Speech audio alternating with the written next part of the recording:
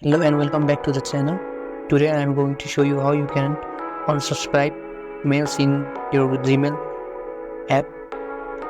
This method is used to organize your inbox. So first open your Gmail and tap on the account that you want to unsubscribe and scroll down, and you can see the unsubscribe like this, and click on unsubscribe and it will open a next page where you can enter your email address that you want to unsubscribe from. Enter your email address and click on unsubscribe.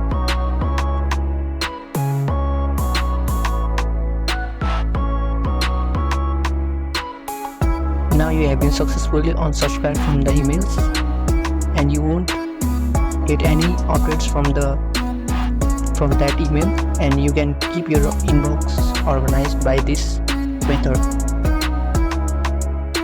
Hope you like this video. If you did, give it a like and subscribe to the channel for more tips. See you on the next video. Thank you.